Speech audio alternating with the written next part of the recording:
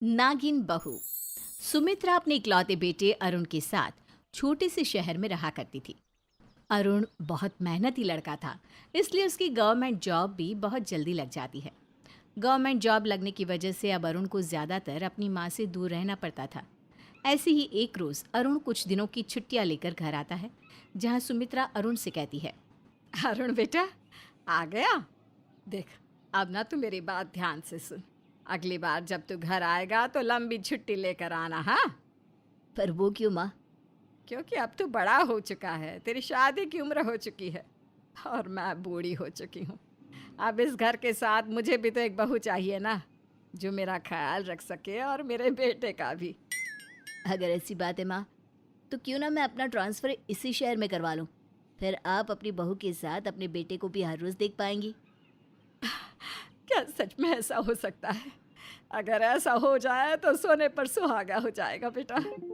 हाँ माँ, मैंने कंपनी में बात की है और कंपनी ने मुझसे कहा है कि बहुत जल्द वो मेरा ट्रांसफ़र इसी शहर में कर देंगे। अब क्या था, अरुण की ट्रांसफ़र की बात सुनकर सुमित्रा की खुशी दोगुनी हो जाती है। अब वो बिना कोई देरी किए अपने बेटे अरुण के लिए लड़कियां देखने लगती है। पर होता यूं है कि जब अरुण काम के सिलसिले में शहर से बाहर जाता है, तो उसकी मुलाकात चांदनी नाम की एक लड़की से होती है। चांदनी दिखने में जितनी ही सुंदर थी, उतनी ही प्यारी थी उसकी आवाज़। सर, अगर आप मुझे और मेरी माँ को हॉस्पिटल तक छोड़ देंगे तो आपका हम पर बहुत बड़ा एहसान होगा। दरअसल मुझे यहाँ कोई गाड़ी नहीं मिल रही और मुझे ओला कैब बुक करनी नहीं आती। क्या आप मुझे और मेरी माँ को लिफ्ट दे सकते हैं? चांदनी का मन मोह लेने वाला रूप और उसकी मधुर आवाज़ सुनकर अरुण खुद को रोक नहीं पाता और उससे कहता है, अब क्यों नहीं, आइए ना। आपका बहुत बहुत धन्यवाद सर। इतना बोलकर चांदनी अपनी विकलांग माँ के साथ अरुण की गाड़ी में बैठ जाती है। बहुत जल्द अरुण चांदनी को हॉस्पिटल छोड़कर अपने रूम पर जाता है।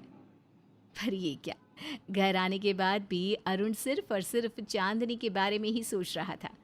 तभी उसे एकदम से याद आता है कि चांदनी का पर्स अब तक उसी की गाड़ी में रखा है। अरे मैं तो भूल ही गया कि वो लड़की अपना पर्स लेकर मेरी गाड़ी में बैठी थी और उसका पर्स अब तक मेरी गाड़ी में ही है। एक काम करता हूँ, उसके पर्स में चेक करता हूँ। क्या पता उसका कोई फ़ोन नंबर या एड्रेस मिल जाए जिससे मैं उसे उसका पर्स वापस लौटा सकूँ, और इसी बहाने मेरी उससे एक और मुलाकात हो जाएगी। अब अरुण चांदनी का पर्स निकालता है, जिसमें उसे चांदनी का नंबर मिलता है। चांदनी को फ़ोन करके वो उसे एक बार फिर उसी समय अपने ऑफिस के बाहर बुलाता है। अब चांदनी भी अपना पर्स लेने के लिए अरुण के ऑफिस के बाहर खड़ी हो जाती है। जब अरुण उसका पर्स लेके आता है तो कहता है, ये आपका पर्स आप कल मेरी गाड़ी में ही भूल गई थी। मुझे भी रात में एकदम से याद आया, और जब मैंने आपका पर्स लिया तो उसमें आपका नंबर मिला। मैं आपका कैसे शुक्रिया अदा करूं? आपने एक बार फिर मुझ गरीब लड़की की सहायता करी है। आप नहीं जानते आपने मेरा पर्स वापस करके मुझ पर कितना बड़ा एहसान किया है। अगर आप चाहे तो ये एहसान चुका सकती हैं मेरे साथ एक कॉफ़ी पीकर। अब चांदनी मना नहीं कर पाती और अरुण के साथ कैफ़े जाती है, जहाँ दोनों मिलकर कॉफ़ी पीते हैं और ढेर सारी बातें करते हैं। अब इसी तरह से समय बीतता है और अरुण चांदनी के करीब आने लगता है।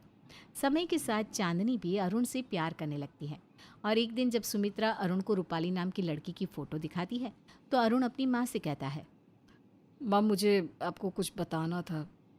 दरअसल जहाँ मैं पहले काम करता था, वहाँ मेरी मुलाकात चांदनी नाम की एक लड़की से हुई है। अगर आप चांदनी को देखोगी ना तो आप भी उसके रूप से घायल हो जाओगी माँ। अच्छा, तो मेरे बेटे ने पहले से ही मेरे लिए बहू पसंद कर रखी है। अरे बेटा, साफ साफ क्यों नहीं बताता कि तू उस लड़की से प्यार करता है, तुझे उससे शादी करनी है? अब माँ, आपको कोई ऐतराज़ नहीं है ना? अरे भला मुझे क्यों ऐतराज़ होगा?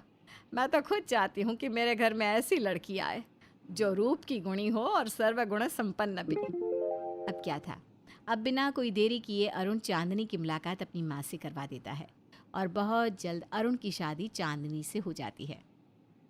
पर शादी होने के बाद जब सुमित्रा की पड़ोसन दिव्या चांदनी को देखती है, तो उसके माथे से पसीने छूटने लगते हैं। वो सुमित्रा को अकेले में ले जाकर कहती है, सुमित्रा बहन, तुम अपने घर बहू लाई हो या नागिन? अरे क्या हुआ दिव्या बहन, मैं कब से देख रही हूँ, जब से तुम मेरी बहू से मिली हो कुछ डरी सहमी और परेशान लग रही हो। और अब तुम मेरी बहू को नागिन कह रही हो। मुझे कुछ समझ में नहीं आ रहा, तुम कहना क्या चाहती हो? सुमित्रा बहन, जिसे तुम अपनी बहू बनाकर लाई हो ना, वो तुम्हारी बहू नहीं बल्कि एक। दिव्या सुमित्रा को सारा सच बता ही रही होती है कि तभी वहाँ चांदनी आ जाती है। उसे देखकर दिव्या की बोलती बंद हो जाती है। माँ जी, आंटी जी, आप दोनों अब तक यहाँ बातें कर रही हैं। मैं और अरुण जी आपको पूरे घर में ढूंढ रहे थे। डिनर तैयार है, चलिए डिनर कर लेते हैं। चांदनी के कहने पर सुमित्रा दिव्या की कोई बात नहीं सुनती और डिनर के लिए चली जाती है।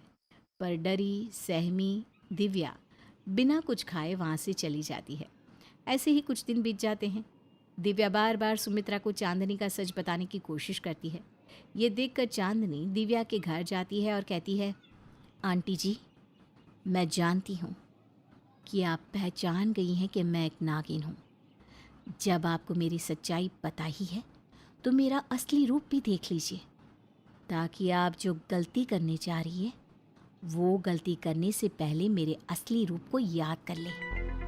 इतना बोलकर चांदनी आधी नागिन और आधी इंसान बन जाती है और दिव्या को धमकाते हुए कहती है, दिव्या आंटी, वैसे तो मैं यहाँ आपसे और अरुण जी से बदला लेने आई थी, पर अब मैंने अपना इरादा बदल लिया है।